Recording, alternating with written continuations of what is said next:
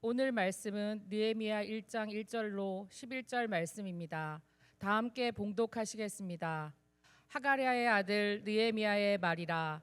아닥사스다 왕 제20년 그시를 월에 내가 수상궁에 있는데 내 형제들 가운데 하나인 하나니가 두어 사람과 함께 유다에서 내게 이르렀기로 내가 그 사로잡힘을 면하고 남아있는 유다와 예루살렘 사람들의 형편을 물은즉 그들이 내게 이르되 사로잡힘을 면하고 남아있는 자들이 그 지방 거기에서 큰 환난을 당하고 능욕을 받으며 예루살렘 성은 허물어지고 성문들은 불탔다 하는지라.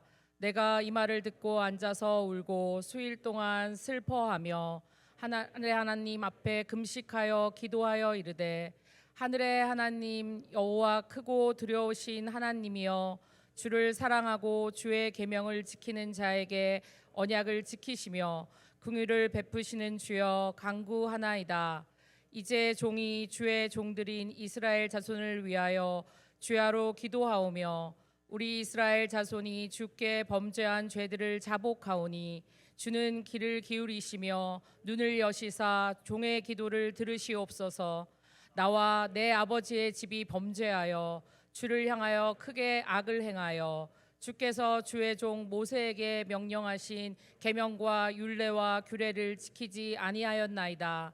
옛적에 주께서 주의 종 모세에게 명령하여 이르시되 만일 너희가 범죄하면 내가 너희를 여러 나라 가운데 흩을 것이요 만일 내게로 돌아와 내 계명을 지켜 행하면 너희 쫓긴 자가 하늘 끝에 있을지라도 내가 거기서부터 그들을 모아 내 이름을 두려고 택한 곳에 돌아오게 하리라 하신 말씀을 이제 청하건대 기억하옵소서. 이들은 주께서 일찍이 큰 권능과 강한 손으로 구속하신 주의 종들이요 주의 백성이니이다. 주여 그하오니 귀를 기울이사 종의 기도와 주의 이름을 경외하기를 기뻐하는 종들의 기도를 들으시고 오늘 종이 형통하여 이 사람 앞에서 은혜를 입게 하옵소서 하였나니 그때 내가 왕의 술 관원이 되었느니라. 자, 이제 오늘은 특별하게 광복 81주년 기념주일로 예배를 드립니다. 늘 언제나 광복절이 되면 저에게 두 마음이 공존하는 것 같아요. 첫 번째는 하나님께서 이 민족에게 자유를 허락하신 은혜, 그것에 대한 감사가 넘치기도 하고, 그러나 여전히 또 한 마음은 축제가 남아 있는 이 안타까운 마음이죠. 여전히 이 나라는 민족의 아픔 가운데 분열되어 있고, 언제 이 나라가 하나 될까, 언제 이 나라가 통일될까 하는 간절함이 이 광복절 때마다 넘치기 때문입니다. 그래서 다른 날은 차지하고서라도 이 광복 기념 주일에는 나라와 민족을 위한 우리 기독교인들의 사명, 또 기도, 그리고 우리가 함께 나아가야 될 지향할 바에 대해서 꼭 매해 말씀을 나누고 있습니다. 정말 그래요. 많은 우리의 선배들이 이렇게 말씀하셨잖아요. 예수 그리스도 그분의 사랑은 국경이 없다. 예수 그리스도의 복음은 열방과 민족을 향해 나아가고 있다. 그러나 기독교인들은 자기 나라, 기독교인들에게는 자기가 속한 이 조국에 대한 사랑, 애국이 늘 먼저여야 된다. 이렇게 우리 선배들이 가르쳐 왔고 함께 왔단 말입니다. 그러니까 우리가 정말 기독교인으로 대한민국 국민으로 속해 있다라고 한다면 이 나라에 대해서 사랑을 먼저 해야 되고 애국의 마음으로 이 나라를 위해 가까이 나아가야 하죠. 그래서 오늘의 현실을 우리가 정직하게 살펴보면 안타깝게도 여전히 우리가 가져야 될 통일에 대한 열망이 점점 식어가고 있고 급속도로 이 통일에 대한 마음들이 사라져가고 있다라는 것입니다. 제가 어릴 적만 하더라도, 아니 중고등학교 시절만 하더라도 늘 언제나 학교에서도 심지어 교회에서도 우리의 소원은 통일이다. 이게 도대체 어떤 뜻일까는 모르겠지만 아무튼 우리의 소원은 통일이어야 된다. 이 나라가 잘 되고 복되게 되기 위해서는 반드시 통일이 이루어져야 된다. 이것을 듣고 보고 또 부르며 자랐습니다. 우리의 소원은 통일, 꿈에도 소원은 통일. 이 정성 다해서 통일을 이루자. 왜? 이 통일이 이 결례를 살리는 것이고 이 나라를 살리는 것이고, 그러니까 통일이 어서 오라, 통일이 오라. 근데 지금은 어떤가? 우리의 소원은 통일이라는 노래를 언제 불러봤나 기억도 나지 않습니다. 그리고 언제 들어봤나 하는 기억도 나지 않아요. 사람이 가장 위험할 때가 언제인 줄 아십니까? 문제가 생겼을 때 그것을 문제로 느끼지 못할 때입니다. 병보다 더 무서운 것은 통증을 느끼지 못하는 것이고, 죄보다 더 무서운 것은 죄로 여기지 못하는 것입니다. 근데 통일을 바라보는 관점이 우리 가운데 어느새 이렇게 병들어 있다라는 거예요. 통일에 대한 열망이 사라지고 관심이 사라지면 이 마음이 아프고 어떻게 하면 통일을 이룰까 하면서 함께 나아가야 되는데, 지금은 아파야 될 이유를 찾지 못해요. 아니, 왜 아픈가도 모르고 있습니다. 물론 그것이 북한의 3대 정권에 대한 문제이기도 하죠.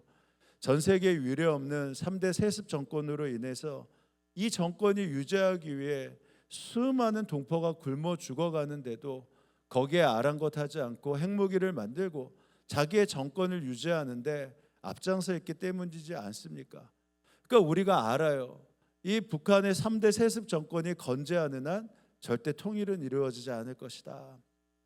그럼 이 대한민국은 여전히 통일을 꿈꾸고 있는가? 그렇지 않다라는 것이죠. 경제적 논리를 볼 때 이제는 통일이 이루어지면 오히려 우리에게 더 힘들고 어려움만 옵니다. 대한민국이 심각한 물질의 위기에 빠져 있잖아요.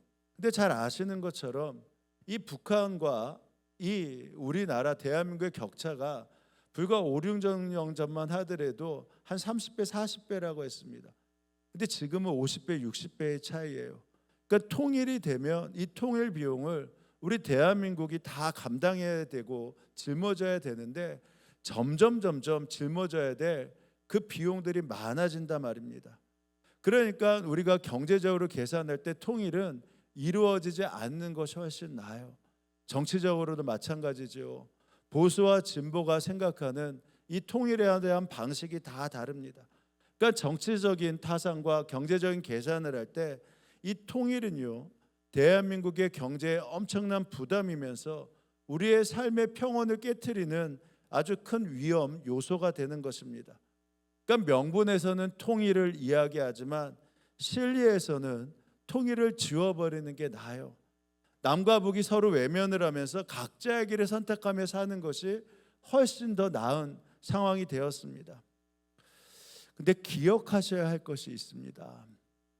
실익이 엄청나게 손해가 되던, 엄청난 통일 비용을 물어야 되던 거기에 상관없이 법리적으로 봤을 때 우리는 통일 국가를 이루어야 되고요, 통일이 이미 시작되고 있음을 아셔야 된다라는 것입니다. 왜 그런가 하면 헌법 3조에 의하면 이 북한은 여전히 대한민국의 영토이기 때문입니다. 이게 말이 되나? 대한민국 헌법 3조에 이렇게 나와 있어요. 대한민국의 영토는 한반도와 그 부속도서로 한다. 그러니까 헌법 3조를 법리적으로 풀어보면 우리나라의 영토의 이 남쪽 끝은 어디냐면 이 한라산이고요, 북쪽 끝은 백두산입니다. 그러니까 헌법을 하나하나 풀어보면 북한 지역은 여전히 대한민국의 영토인데 미수복 영토예요. 북한 공산 정권이 대한민국 영토를 불법적으로 점유하고 있는 반국가 단체입니다. 그래서 헌법 4조는 이렇게 연결하고 있습니다. 남과 북은 전쟁 없이 자유민주주의 체제로의 통일을 반드시 이루어야 한다. 대한민국의 통일을 지향하며 자유민주적 기본 질서에 입각한 평화적 통일 정책을 수립하며 이를 추진한다. 그러니까 기도하셔야 돼요. 대한민국 영토가 북한까지라고 한다면 이 영토를 불법으로 점유하고 있는 주적인 김정인 3대 세습 정권은 반드시 무너지게 해달라고 기도하셔야 됩니다. 그리고 정권의 그 하수인인 공산당도 완전히 소멸시켜달라고 기도하셔야 돼요. 그리고 국민들에게 정확하게 알려야 합니다. 우리나라 헌법은 지금도 통일을 국가의 방향으로 규정하고 있기 때문에 남과 북의 주민이 함께 살아가야 될 국토 발전을 도모하려면 얼마가 들든지 우리의 희생의 대가가 얼마가 치러지든지 간에 반드시 통일 비용을 이 대한민국이 지불해야 된다. 이것을 온 국민에게 알려야 하는 것입니다. 그래서 헌법에 의하면 북한 주민 역시 대한민국 국민입니다. 우리가 탈북자를 왜 난민이라고 하지 않는 줄 아세요? 헌법 3조의 법적인 이 뼈대 때문입니다. 북한의 김정은 정권 그리고 공산당은 주적이지만 그 체제 아래에서 억압받고 있는 북한 동포는요, 우리나라 국민입니다. 그래서 목숨을 걸고 사선을 넘어 탈북한 이 탈북민들을 저희는 난민이라고 하지 않아요. 마땅히 보호해야 할, 그리고 마땅히 보호했어야 할 대한민국 국민이라고 그렇게 우리가 언급을 합니다. 그래서 실제로 대법원에서는 지금도 일관되게 이 북한 지역도 법리적으로 헌법적으로 대한민국 영토이기 때문에 북한 주민은 태어날 때서부터 우리는 대법원에서 뭐라고 하는 줄 아십니까? 이 대한민국 국적을 취득한 국민으로 인정하고 있습니다. 이 사실 아셨어요? 그래서 남한에 이 대한민국의 실제 거주적인 이 탈북민들 3만 5천 명이 이들이 이 나라에 넘어올 때 난민이라고 하지 않습니다. 대한민국 국민이 바로 이 땅에 왔다고 합니다. 그래서 이들을 통해 통일한국의 기틀이 계속 마련되고 있는 것입니다. 우리는 지금 원하면요, 어디에서나 탈북민들을 만나고 접할 수 있습니다. 지난번 새가족 간증을 여러분이 들으셨겠지만 우리 교회도 등록 교인들이 있어요. 함께 예배를 드리고 있습니다. 그러니까 우리가 미처 생각하지 못할 때 이 북한에 있었던 우리 대한민국의 국민들이 다시 이곳에 와서 함께 살고 있고 예배를 드리고 있습니다. 그것은 무슨 의미이죠? 여전히 많은 사람들이 통일이 부담스럽다, 아직도 통일을 준비하지 못하고 있다, 이렇게 이야기하고 무관심 속에 있지만 이미 통일은 시작되었고 그것도 평화통일, 자유민주주의로의 통일이 이루어지고 있다라고 우리가 이렇게 말할 수 있는 것입니다. 그래서 개헌을 하지 않는 한 통일을 포기하면서 남과 북의 이 체제를 인정하는, 서로의 국가들을 인정하는 두 개의 국가가 되는 순간 대한민국 헌법의 정체성을 부정하게 되는 것이고, 그래서 지금까지 견제해 온 이 영토와 통일의 방향에 심각한 훼손이 오는 것입니다. 그래서 우리가 이 헌법을 지키고 따른다면 그리스도인들은 더욱 마땅히 서로의 체제를 인정하는 두 국가론을 성경적 사명에 맞춰서 공존할 수 없는 헌법이라고, 위배된다고 이야기를 해야 됩니다. 하나님이 제일 싫어하는 김일성, 김정일, 김정은의 3대 세습 정권, 이 우상 국가인 북한을 인정하면서 두 국가론을 말하기 시작하면 북한 땅에 있는 우리 국민들에게 어떻게 하나님께 마음껏 예배할 참된 자유민주주의를 우리가 안겨줄 수 있겠습니까? 그렇기 때문에 하나님의 뜻인 자유민주주의로의 통일은 정치적 우월감을 과시하기 위함이 아닙니다. 북한에 있는 우리 동포들에게 하나님을 마음껏 예배할 수 있는 신앙의 자유와 인간으로서의 존엄을 되찾아주기 위한 복음적 결단이 되는 것입니다. 그래서 우리가 담대히 선포해야 하죠. 통일은 이미 시작되었다. 남과 북이 가까워지기는커녕 점점 멀어지고 있지만 이 냉혹한 현실 앞에서도 우리는 통일은 하나님의 약속이다, 이 민족을 향한 하나님의 거룩한 약속이다, 이렇게 선포하고 나아가셔야 됩니다. 그렇다면 이미 시작된 이 통일 한국을 위해 오늘 우리가 무엇을 준비하고 또 우리가 회복해야 될 것이 무엇인가? 오늘 본문의 느헤미야서를 통해 두 가지 거룩한 원리를 붙잡고 함께 말씀을 나누자고 합니다. 우리가 먼저 회복해야 될 이 하나님의 마음, 이 원리는요, 바로 회개입니다. 이게 무슨 말인가? 오늘 보면 느헤미야서는 이렇게 시작돼요. 느헤미야는 페르시아에 살던 사람입니다. 당시 특별히 페르시아 아닥사스다 왕의 특별한 신뢰를 얻는 관료 중에 하나였죠. 그러니까 누구나 부러워할 만한 이 높은 지위, 평안하고 안정된 삶을 누리고 있었습니다. 그런데 어느 날 형제 한나니가 부모 세대의 고향이었던 예루살렘에 대한 소식을 가지고 왔습니다. 지금 페르시아에 살던 느헤미야는요, 예루살렘을 가본 적도 없고 예루살렘이 망할 때 있었던 적도 아니고 이 페르시아에 와서 이미 140년 이상의 삶을 살아갔던 그 후대이기 때문에 3대 4대의 후손에 불과합니다. 그러니까 고향의 안부를 묻는다라는 것은 우리 부모님 세대, 우리 할머니 할아버지의 세대에 그 예루살렘이 어떠한가 물었던 거예요. 근데 가보지 않았던 이 부모 세대, 할머니 할아버지 세대의 고향인 예루살렘의 상황이 너무나 참담했던 것입니다.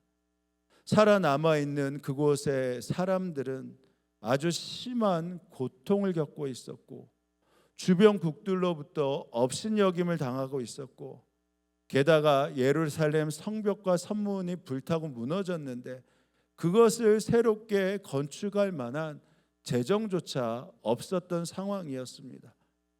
말씀드린 대로 느헤미야는 이 예루살렘을 가본 적도 없었기 때문에 성벽을 보지도 못했어요.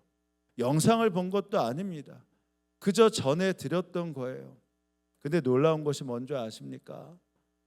그 부모 세대, 이 할머니 할아버지 세대에 있는 예루살렘의 비참한 소식을 듣자마자 그는 말할 수 없는 슬픔과 애통 가운데 하나님 앞에 기도하기 시작합니다.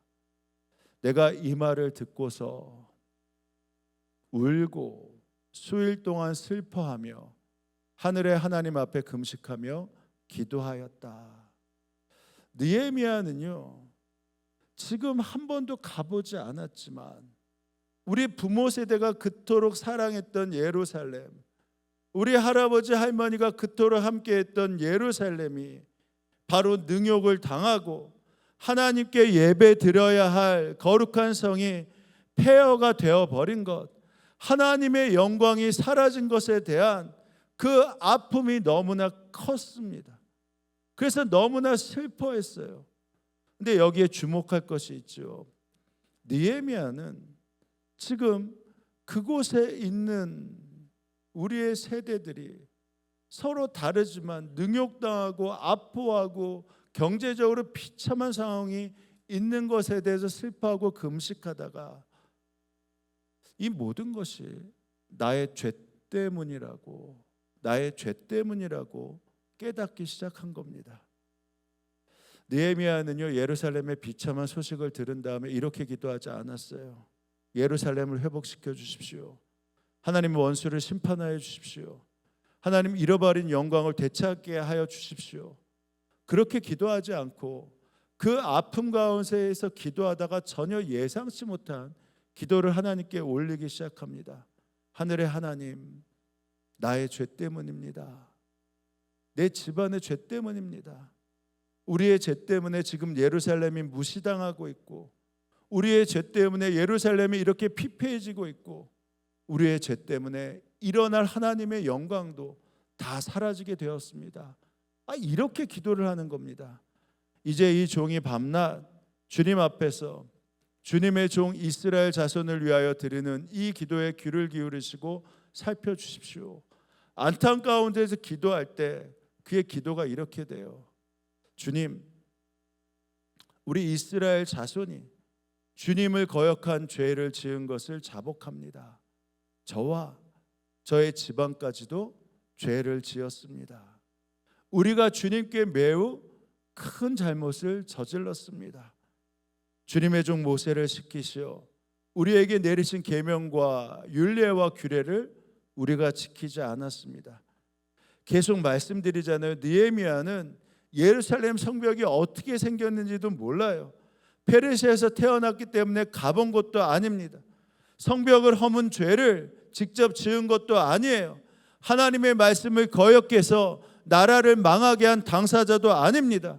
그런데 수천 킬로 떨어진 바로 페르시아에 살면서 지금 무너져 있는 예루살렘의 성벽이, 지금 무시당하고 있는 예루살렘이, 그 주민들의 고통이 바로 나와 내 아버지의 집이 죄를 범하여서 지금 이 지경에 이르렀다고 회개하고 있는 것입니다.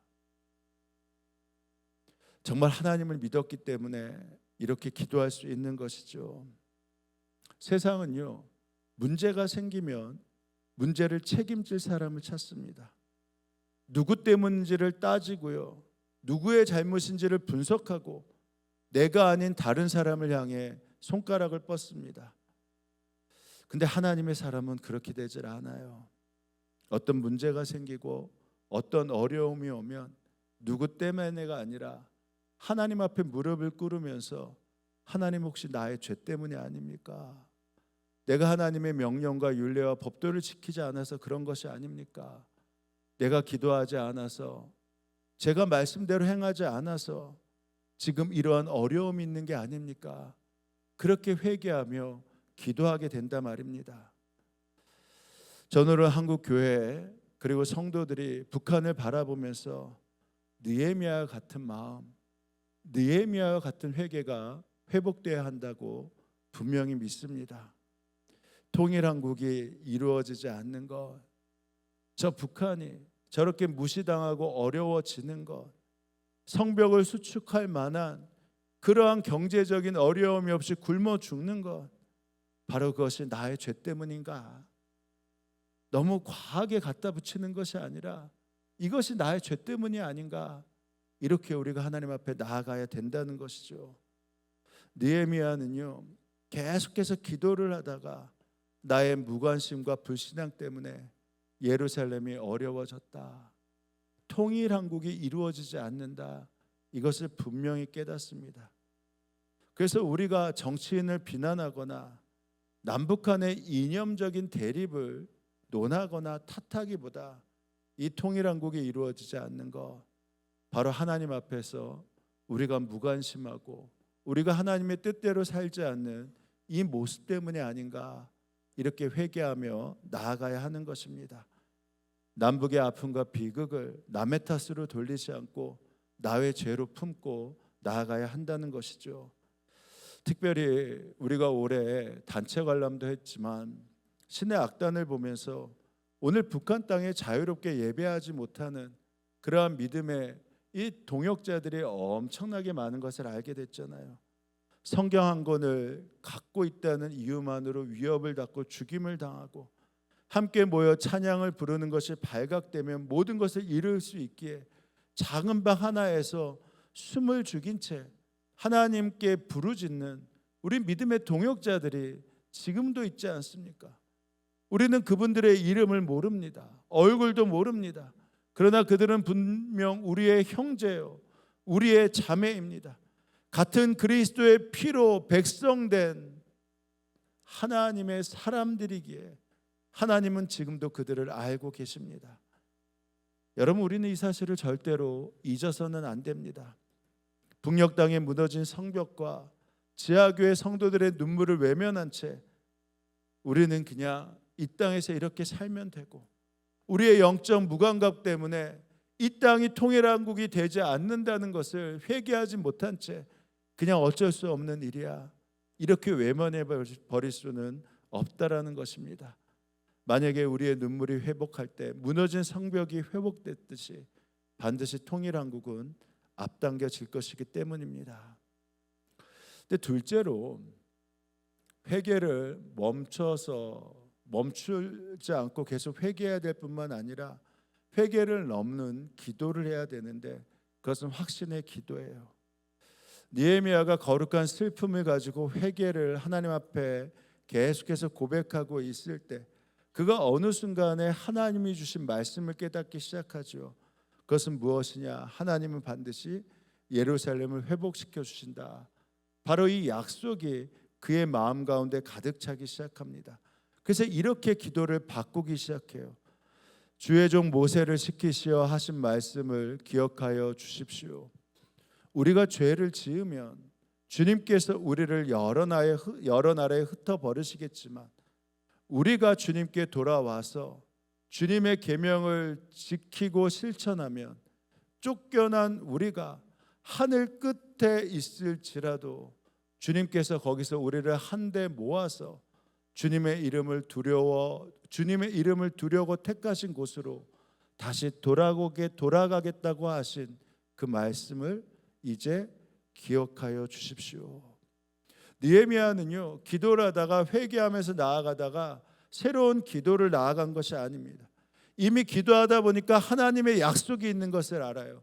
그래서 하나님의 약속을 붙들고 기도하기 시작합니다. 하나님 말씀하셨으니 하나님 이루어 주옵소서. 하나님이 약속하셨으니 하나님 다시 한번 기억을 회복시켜 주십시오.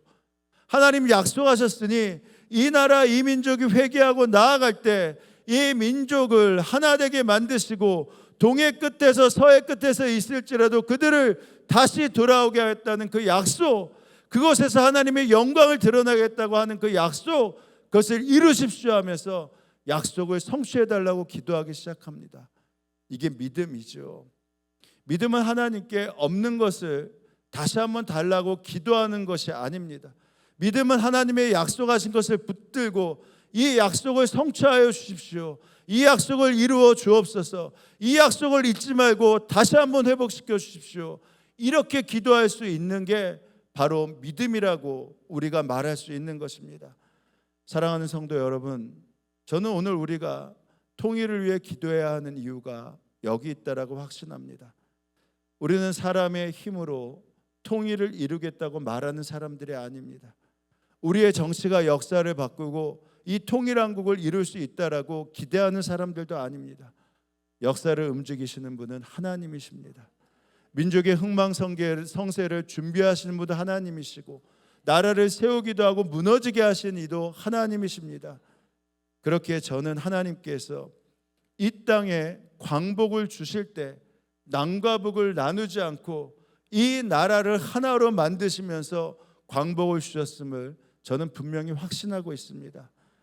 그렇기 때문에 통일이 언제 이루어질지 어떤 과정을 거치게 될지는 모르지만 저는 중3 때서부터 이 한 가지는 분명히 믿고 기도하고 있습니다.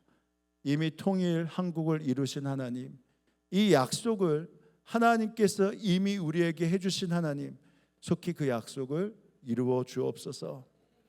그래서 14년째 북한에 억류되어 있는 김국기 목사님을 위해서 쉬지 않고 기도할 수 있었고, 그 이후에 억류되어 있는 우리 선교사님 목사님들을 위해서 주일 예배 때 단 한 번도 빠지지 않고 북한을 위해 기도할 수 있었던 것입니다. 우리 성도들에게도 매 예배 때마다 가능하면 대표 기도자들에게 북한을 위한 기도를 넣어달라고 부탁드리고 있죠. 왜냐하면 그 약속을 우리가 계속해서 담고 있어야 하기 때문입니다. 하나님은 단 한 번도 북녘 땅을, 그리고 북녘에 있는 우리 대한민국 국민들을 포기하지 않으셨습니다. 하나님께서는 지금도 그 땅을 바라보고 계시고 지금도 그 땅에서 하나님께 기도하는 백성들의 신음을 귀를 기울여 듣고 계십니다. 그러므로 우리는 절망하지 않는 것입니다. 세상이 포기해도 약속을 믿으며 그 약속을 함께 기도하는 것입니다. 통일한국은 우리의 소원을 넘어 바로 하나님의 약속입니다. 그래서 잘 들으셔야 돼요. 그 어느 때보다도 교회의 힘이 약해진 것 같지만 지금 현재도 이 민족 역사에 기독교만큼 더 큰 세력은 없는 것입니다. 손을 들어 기도하는 백성을 이겨낼 그 어떤 요소도, 그 어떤 기관도, 그 어떤 국가도 없기 때문입니다. 지금도 북한을 위해 애쓰시는 케네스 배 선교사님이 계시죠. 2014년도 거의 한 800일 가량 북한에 억류되어 계셨던 선교사님이세요. 근데 이 선교사님이 잊지 않았다라는 책을 출간을 하셨습니다. 그러니까 북한에 억류되어 있는 735일 동안에 무기징역의 노동 교화형을 받고 극심한 어려움을 겪으셨지요. 그 추위 가운데 말할 수 없는 고통을 겪었어요. 근데 그곳에서 그 기간 동안에 하나님께서 어떻게 하셨나라는 그 내용을, 간증의 내용을 책에다 적으셨고, 그 고통 가운데 풀려나면서 하나님이 주셨던 그 마음을 책에 적으셨습니다. 우리 같으면 지긋지긋할 거 아니에요. 북한이 뭐라고 거기 가서 복음을 전하다가 그렇게 노동 교황을 받고 그렇게 죽을지 말지 고통을 겪었다면 이제 지긋지긋하다. 그렇게 하면서 이제 그만이다, 잊을 텐데, 이분은 이렇게 고백합니다. 글로써 이 모든 것을 옮기기 쉽지 않은 여정이었지만 외부와 단절된 나라 북한에서 그들의 비참함을 더욱 보았기 때문에 나는 외면할 수 없어 이 글을 적는다. 그들을 생각하며 이렇게 쓴다. 하나님은 그들을 기억하고 계시고, 하나님은 그들의 눈물을 보시고, 그들의 울부짖음을 들으시고, 하나님은 반드시 통일을 준비하고 계신다. 물론 지금 북한에 2,400만이 넘는 사람들이 한 분이신 참된 하나님을 모른 채 살아가고 있다. 나선의 보초가 내게 던졌던 물음이 여전히 내 귓가에 윙윙거린다. 이 북한의 나선에서 이 선교사님을 지켰던 보초가 이렇게 질문을 한 겁니다. 당신이 믿는 예수라는 사람, 그 사람은 어느 나라 사람이요? 중국 사람이요? 북한 사람이요? 예수라는 이름을 들어보지 못했기 때문에 이 사람이 예수라는 사람 때문에 이곳에서 교화형을 당하고 무기징역을 당한 것을 아니까 그 나선의 보초가 물어본 겁니다. 도대체 예수라는 사람 누구요? 북한 사람이요? 중국 사람이요? 나는 여전히 내가 북한을 외부 세상과 연결하는 다리가 될 수 있다고 믿고 또 그렇게 되기를 기도하고 있다. 언젠가 북한이 한 선교사를 기꺼이 초대해 그 나라를 향한 하나님의 마음에 관해 자세히 듣게 해달라고 기도하고 있다. 자신을 이제 남과 북이 통일되는 그날 자신을 불러서 자신에게 허락한 그 통일에 대한 마음, 그 민족의 마음이 무엇이었는지를 이야기하고 나에게 알려달라고 할 때 나는 그 이야기를 하기 위해 준비하고 있다. 이렇게 글에 적은 것입니다. 여러분, 이 심정이 이해가 되세요? 이 정도 고통당했고 이 정도 어려움을 겪었으면 이제 멈출 만도 한데 하나님의 약속을 붙드는 사람은 멈출 수 없는 것입니다. 오히려 자신을 죽이려 했던 그들을 위해 간절함이 더 커져갈 수밖에 없는 것이죠. 왜냐하면 하나님의 약속을 믿고 본 자는 결코 포기를 할 수 없기 때문입니다. 그래서 오늘 우리 역시 회복의 믿음을 넘어 약속의 믿음을 갖고 나아갈 때 그 약속의 믿음을 갖고 기도한다는 것이 무엇인지 우리가 이렇게 고백하고 깨달아야 됩니다. 사도 바울이 예수 그리스도를 믿고 그 복음을 전할 때 자기의 결에 동포였던 유대인들이 믿지 않을 때 피를 토하는 심정으로 하나님, 이들이 예수만 믿을 수 있다면, 이들이 예수만 알 수 있다면 제가 하나님께 저주받아 죽어도 괜찮습니다. 이렇게 기도한 것을 우리가 알고 있지 않습니까? 로마서 9장에 보면 그는 유대 민족을 향해 피 끓는 심정으로 그 사랑으로 이렇게 고백을 합니다. 나는 육신으로 내 동족인 내 결애를 위하는 일이라면 내가 저주를 받아서 그리스도에게서 끊어질지라도 달게 받겠습니다. 이유는 내 동족은 이스라엘 백성입니다. 사도 바울은 자신의 뿌리이자 동족인 유대 결애가 예수 안에서 참된 자유를 얻고 그 복음을 들을 수만 있다면 자신이 저주를 받아도 달게 것을 받을 만큼 하나님 앞에 간절히 나아갔습니다. 왜요? 약속의 하나님이 그의 심령 가운데 가득했기 때문입니다. 우리가 정말 약속을 믿는다면 이런 비장한 크리스찬의 마음으로 함께 하나님께 나아가야 하죠. 내 교례, 내 조국, 내 결의 대한민국과 북한 동포를 위한 일이라면 내가 저주를 받아 예수 앞에 끊어질지라도 통일 한국의 약속을 믿고 기도하며 나아가겠습니다. 이 마음의 불이 다시 한번 붙어야 하는 것입니다. 이제 말씀을 마쳐요. 사랑하는 성도 여러분, 오늘 우리는 예배를 마치고 다시 일상의 식탁으로 돌아가게 될 것입니다.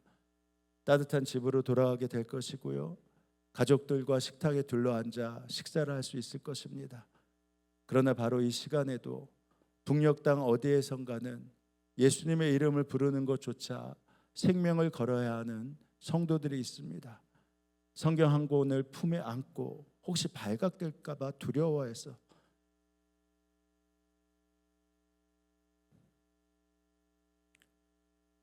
하나님께 기도하는 형제들이 있습니다. 찬송을 크게 부를 수 없어 눈물로만 그 글을 보면서 예배하는 동지들이 있습니다. 그들은 우리의 원수가 아니잖아요. 그들은 우리와 함께 천국에서 만나야 될 바로 하나님의 가족들 아니겠습니까? 그러므로 오늘 광복 기념주일을 맞아 우리의 통일의 날짜는 알지 못하지만, 역사를 우리가 움직일 수도 없지만 우리가 할 일은 분명합니다. 하나님께서 포기하지 않으신 그 땅, 하나님께서 포기하지 않으시는 그 사람들을 우리가 기억하는 것입니다. 하나님께서 들으시는 그 탄식을 우리도 함께 듣는 것이고, 하나님이 사랑하시는 그 영혼을 향해 우리도 무릎을 꿇는 것입니다. 이렇게 기도할 때 우리는 우리의 죄를 하나님께 고백할 수 있는 것이고, 하나님의 약속을 믿고 기도하면서 포기하지 않으신 하나님, 이 땅의 통일한국이 이루어질 수 있다면, 그들에게 예수님이 전해질 수 있다면 제가 저주를 달게 받겠습니다 하는 담대한 기도를 드릴 수 있는 것입니다. 바르게는 그 은혜가 오늘 예배드리는 우리 성도들과 이 민족 가운데 함께하길 주님의 이름으로 축원합니다. 이제 기도하실 때 이렇게 기도하길 원합니다. 주님, 북한의 현실을 몰라서 기도하지 않은 것이 아닙니다. 너무 오래 보았기 때문에 무감각해졌고, 너무 오래 들었기 때문에 익숙해졌습니다. 이제 하나님이 아파하시는 것을 우리도 아파하게 하시고, 하나님이 기억하시는 것을 우리도 기억하게 하시고, 우리의 굳어진 마음 무관심 회개하며 약속을 믿고 다시 한번 기도하는 믿음의 사람들이 되게 하여 주옵소서. 그리하여 북한에 억압받는 주민들과 지하교회 성도들을 보호하여 주시고 자유롭게 예배하는 날을 속히 이루어 주옵소서. 우리 이렇게 함께 기도하며 나아갑니다. 기도하시겠습니다. 이 땅에 하나님 영광 거하는 그런 나라가 되게 하소서. 이 땅에 하나님 영광 비추는 그런 나라가 되게 하소서. 그래서 하나님의 역사와 은혜들을 속히 이루어 주시고, 우리가 기뻐하면서 하나님 앞에 주님의 자유민주주의 국가를 남가북이 하나님의 하나님께 예배하는 놀라운 약속과 은혜들이 속히 이루어지게 해달라고 함께 하나님께 기도하고 나아갈 수 있는 은혜와 축복과 우리에게 허락해 주옵소서. 나라가 되게 하소서. 은혜와 사랑에 충만하신 하나님 아버지, 오늘 광복 기념주일을 맞아 우리에게 자유를 허락하신 하나님의 은혜를 기억하며 감사드립니다. 일제의 억압 가운데서 우리 민족을 건져주시고 이 땅에 다시 자유를 허락하시며 우리가 마음껏 하나님을 예배하고 찬송할 수 있는 그 나라를 허락하신 은혜를 우리가 잊지 않고 기억하게 하여 주옵소서. 그런 하나님, 오늘 우리가 감사만 드리고 돌아갈 수는 없습니다. 이 시간 이 대한민국의 풍요로움과 일상의 안온함이라는 이 수상궁에 안주하면서 휴전선 넘어 무너진 성벽과 파괴된 재단을 외면하며 살아왔던 우리의 영적 무관심과 마비를 하나님 앞에 가슴을 치며 자복합니다. 통일을 경제적 손해로 여기고 이념의 담뒤로 숨어서 북녘 동포들의 고통에 눈물을 흘리지 못했던 우리의 죄를 용서하여 주옵소서. 주님, 오늘도 어둠 속에서 성경 한 권을 품에 안고 목숨을 걸어 하나님께 부르짖는 북한의 지하교회 성도들을 불쌍히 여겨 주옵소서.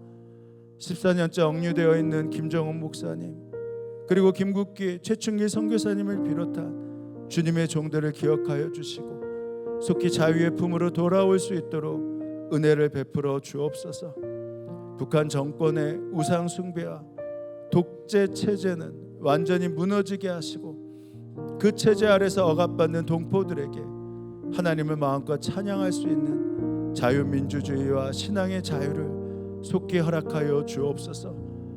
약속을 신실하게 지키신 하나님, 세상은 통일을 포기하고 진리를 따라 외면할지라도 복음을 가진 우리는 계속 기도하게 하셔서 사도 바울처럼 동족을 위해서라면 내가 끊어질지라도 달게 받겠다는 심정을 부어주셔서 탈북민을 위한 따뜻한 사랑, 이 땅에 무너진 교회를 향한 하나님의 파수꾼의 역할을 능히 감당하게 하여 주옵소서. 그리하여 한라에서 백두까지 이 한반도 전체 찬송의 소리가 다시 퍼지게 하시고 남과 북의 성도가 한자리에서 주님을 예배하며 열방을 향해 복음을 전하는 거룩한 통일의 한국을 속히 허락해 주옵소서. 주님이 나라 대한민국을 지켜주시길 원합니다. 주님이 이를 위해 준비하신 많은 국회의원들과 정부 각처의 관료들이 세워져 있음을 압니다. 이들을 통해 하나님이 기뻐하시는 법률안들이 세워지게 하시고 악법들이 통과되지 않도록 주님이 친히 막아 주옵소서. 특별히 낙태와 동성애를 합법화하려는 모든 시도들이 예수의 이름으로 파쇄되게 하여 주옵소서. 전 세계에 흩어진 선교사님들을 보호하여 주시고 오늘 우리 성도들 의정부의 캄보디아 한인교회, 하이천교회, 디딤교회에 가서 예배합니다. 예배 가운데 은혜와 역사를 더하여 주옵소서. 오늘도 주님께 감사하여 허락하신 것에 일부를 떼어 봉헌합니다. 사랑하는 주님, 우리의 예물을 받아 주옵소서. 감사하옵고 예수님의 이름으로 기도합니다. 아멘. 자, 우리 다 함께 일어나셔서 우리 서로에게 함께 다짐하며 격려하는 시간을 갖습니다. 무너진 성벽을 보고 우는 자들이 됩시다.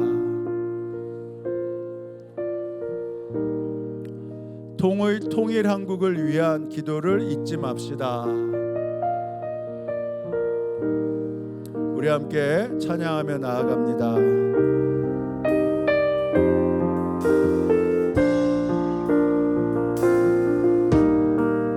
이 땅에 동가서 남과 북 가득한 죄악 용서하소서.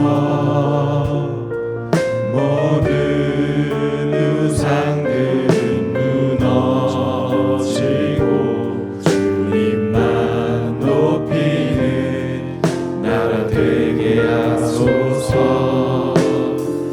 이 땅에 지친 모든 영혼 주 예수 사랑 알게 하소서.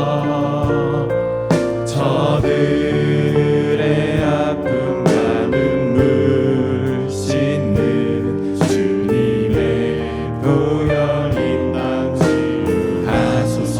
성령의 새바람, 성령의 새바람 이 땅에 불어오소서. 주의 영구 생기로 우리를 다시 살리사 이 땅에 하나님 영광 거하는 그런 나라가 되게 하소서. 열방에 영광 비추는 그런 나라가 되게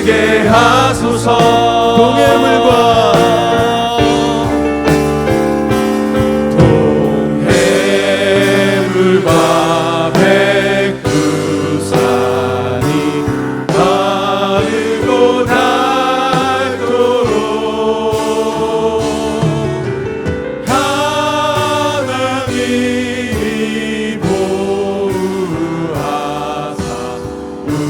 우리나라 만세 무궁화 삼천리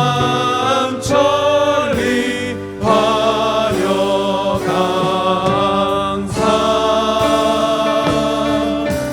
대한 사람 대안으로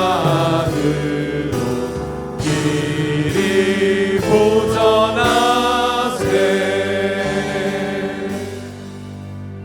살아계신 주님, 이 땅에 하나님의 영광이 가득하길 원합니다. 한라에서 백두까지 주의 영광이 가득하길 원합니다. 속히 통일한국을 이루어 주옵소서.